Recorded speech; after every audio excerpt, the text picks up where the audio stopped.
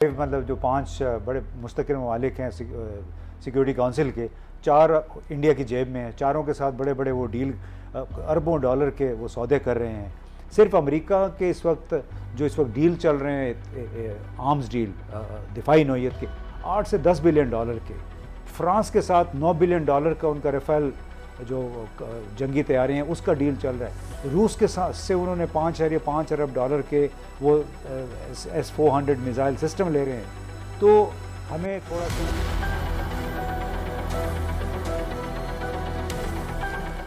थोड़ा सा एक हकीकत पसंदी का मुजाहरा करना चाहिए। भले भारत को शामिल कर दिया गया रिलीजियस फ्रीडम वॉच लिस्ट में अमेरिका की तरफ से, लेकिन वो कोई बाइंडिंग इदारा नहीं, वो एक मुशावरती इदारा है। वो अपने एक रिपोर्ट दे दे।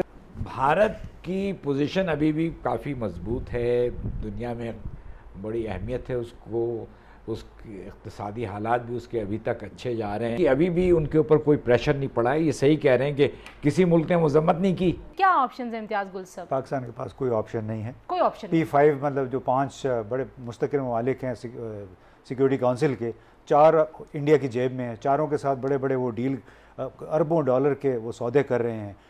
और ये जो एक नोशन है कि चूँकि न्यूयॉर्क टाइम्स में, वाशिंगटन पोस्ट, बड़े बड़े अखबारात में ये कैंपेन चल रही है भारत के ख़िलाफ़। देखिए, अखबारात मीडिया जो है वो जियो पॉलिटिक्स से जुड़ी हुई पॉलिसियाँ तब्दील नहीं करता। वो शोर मचाएंगे, लेकिन उनकी वजह से रियासत की खारजा पॉलिसी और रियासत की जो सिक्योरिटी पॉलिसी है वो तब्दील नहीं होती। न्यूयॉर्क टाइम्स, वाशिंगटन पोस्ट ने बहुत शोर मचाया ट्रंप के अफ़गानिस्तान से इनखला के ख़िलाफ़। बहुत आर्टिकल छपे हैं उसके, और बहुत सारी रिसर्च रिपोर्ट्स आई हैं उसमें। कुछ भी नहीं है। वो उसने पहले 4000 कम किए, अभी कह रहे हैं कि महीने के बाद वो 4000 फौजी अफगानिस्तान से। देखिए जी, इट्स ऑल अबाउट इकानमी, इक़्तिसादी मफादात हैं। अगर आपके पास पैसे हैं, इंडिया उनको पैसे दे रहा है, वहाँ से असला ले रहा है, वो क्यों बोलेंगे? मुझे खुद इस्लामाबाद में बैठ के गैर मुल्की सफ़ीरों ने कहा है कि जी हम क्या बात करें, हमने 2 अरब डॉलर का भी डील किया है, 3 अरब डॉलर का 2 साल पहले किया था, लिहाजा हम क्या बात कर सकते हैं। तो हमें थोड़ा सा ये सोचना पड़ेगा कि हमारे अपने मुल्क के अंदर जो कश्मीर है ना, हमें उसको बचाना चाहिए। जो कश्मीर बने हुए हैं मुख्तलिफ इलाके, हमें उन पे तरफ तवज्जो देनी चाहिए। इंटरनली हमें खुद को मजबूत बनाना चाहिए। ये जो this is the only option कि आप इंटरनल स्टेबिलिटी को लेके आएंगे तो शायद आपकी बात भी, और यही बात हमें चीन वाले भी कहते हैं। जी, हम सऊदी अरब के लीडर्स की बात भी सुनते रहे माजी में। वो कहते थे कि अगर पूरा जो गल्फ है, पूरे जो अरब वर्ल्ड है, वो सारे के सारे इसराइल के साथ ताल्लुकात बना लें, उनको मान लें, हम फिर भी उसका हिस्सा नहीं बनेंगे। आज आपको इस मुआहदे के बाद किस तरह की फ़िज़ा नज़र आ रही है? पाकिस्तान के लिए एक बार फिर मुश्किल पैदा हो गई है, क्योंकि पाकिस्तान तुर्की के साथ भी बरादराना ताल्लुकात हैं, सऊदी अरब के साथ भी हैं, ईरान के साथ भी हम अपनी कुर्बत चाहते हैं। जी, और चूँकि हमारा बराह रास्त बॉर्डर जुड़ा हुआ है, तो इसमें हमें पाकिस्तान को इंतहाई एहतियात के साथ ये सारे कदम उठाने हैं। और ये मैं बताता चलूँ कि अब चूँकि पहले हम बात कर रहे थे अपने कश्मीर की, इस कॉन्टेक्स्ट में मुझे याद आ रहा था कि चीन ने हांगकांग के लिए 50 साल से ज़्यादा इंतज़ार किया। ठीक है, चीन का ताइवान पे अभी भी दावा है कि वो हमारा सूबा है, लेकिन उसके लिए उसने अपनी इक़्तिसादी तरक्की और बैनुल-अक़वामी तिजारत को यरगमाल नहीं बनाया इन इश्यूज़ पे। उसकी राह में नहीं आने दिया। ठीक है, उससे तमाम भारत के साथ भी उसके 100 अरब डॉलर की चल रही है।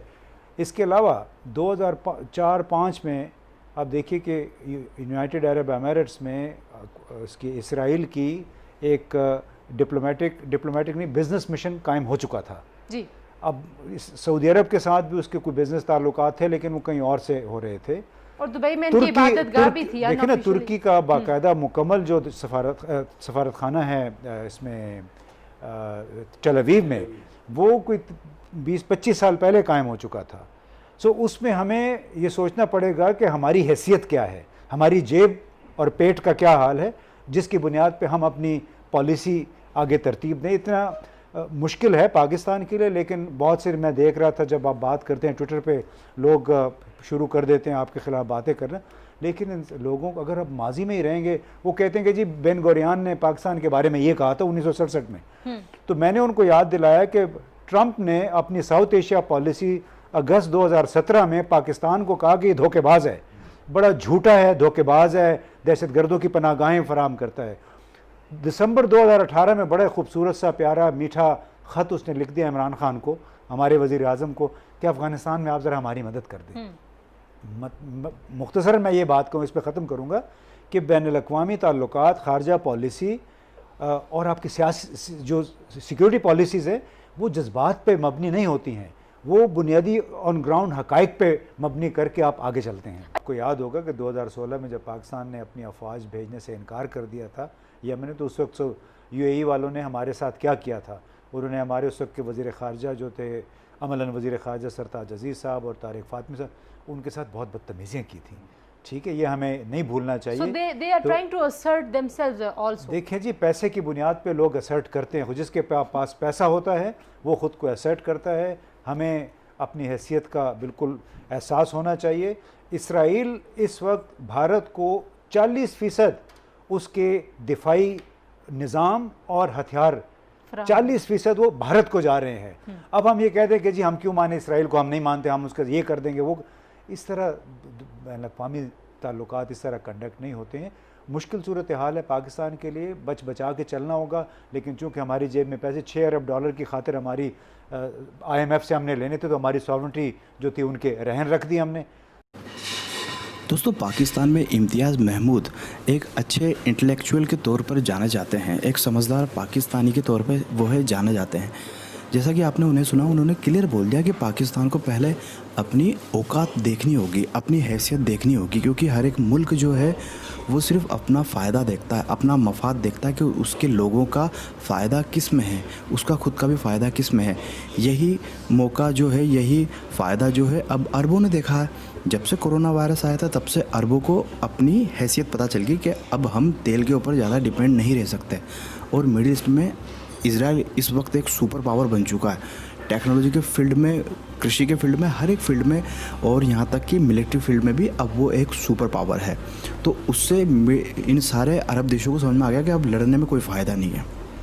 उसी प्रकार से लेकिन जो हमारा पाकिस्तान है वो तो उसी ख्वाब में है, मुस्लिम उम्मा 7th सेंचुरी बिन कासिम के दौर में ही है वो तो, कि हम फ़िलिस्तीनियों को आज़ादी दिला देंगे, इजराइल का नामो निशान मिटा देंगे। क्यों मिटा देंगे भाई? इजराइल जो यहूदी लोग हैं वो हज़ारों सालों से वहाँ से है। उसी प्रकार से जो इमरान है, ये हमेशा जो पाकिस्तान है, ये हमेशा सारे के सारे अंडे एक ही टोकरी में डाल देता है।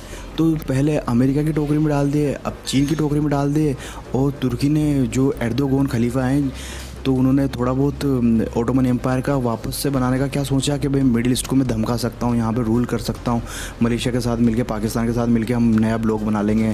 तो 2 मिनट में औकात पता चल गई एर्दोगन को भी। इस वक्त एर्दोगन को ना सिर्फ लीबिया में बल्कि मेडिटेरेनियन सी में भी मुँह की खानी पड़ी है। तुर्की इतना पावरफुल है ही नहीं कि वो आसपास के जितने बड़े देश हैं उनको धमका सके। वैसे ही वो जो रूस है उससे खार खा के बैठा हुआ है तुर्की से, और अमेरिका ने पहले ही उसके ऊपर सैंक्शंस लगाए हुए हैं। तो पता नहीं पाकिस्तान को क्या जमा के तुर्की के चक्कर में आके सऊदी अरेबिया, जो उसको माई बाप था, जो उसको दोस्तों पिछले 1 साल या 2 साल से पाकिस्तान की ख़राब आर्थिक हालत के बावजूद भी सऊदी अरब उसको फ्री में तेल दे रहा था कि भाई रख ले उधार तेल, बाद में जब तेरे पास पैसा आएंगे तब दे देना। इतने बड़े मुल्क, पाकिस्तान में 22 करोड़ लोग रहते हैं, इतने बड़े मुल्क के लिए सऊदी अरब जो है लगातार फ्री तेल दे रहा था। पर बदले में पाकिस्तान ने क्या करा कि तुमने हमारा कश्मीर का मुद्दा नहीं उठाया, ये नहीं उठाया, वो नहीं उठाया। कश्मीर का मुद्दा भारत जैसे एक ताकतवर साझेदार के साथ, जिसमें $100 बिलियन से ज़्यादा का निवेश है, उसके साथ एक फ़कीर देश पाकिस्तान के लिए सऊदी अरब बैर लेगा क्या? और सऊदी अरब ने तो पहले ही इजराइल के साथ संबंध स्थापित कर रखे हैं। 10, 12, 15, 20 साल पहले ही जितने ही अरब मुल्क हैं उन्होंने थोड़ा थोड़ा करते करते इजराइल के साथ संबंध स्थापित कर लिए हैं। ये तो पाकिस्तान जैसे बेवकूफ़ देश हैं जो दूसरों को चक्कर में आके अपना आप को मरवाते हैं। अब देखिए आप, चीन ने ग्वादर ख़रीद लिया पूरा का पूरा, बलूचिस्तान की बड़ी बड़ी जो सोने की, टिन की और जो बड़े बड़े मिनरल्स हैं वो खाने ख़रीद लिए, वो पहाड़ ख़रीद लिए, और खुश हो रहा है पाकिस्तान के अब चीन यहाँ पे आएगा और भारत को सबक सिखाएगा। जबकि भारत तो खुद एक बहुत ताकतवर देश है। गलवान वैली में ये हुआ, चीन के सामने भारत ताकत के साथ खड़ा हुआ है। और कल मोदी जी ने और बोल दिया कि हमारे आसपास के पड़ोसी देशों को याद रखना चाहिए कि भारत ऐसा देश नहीं है।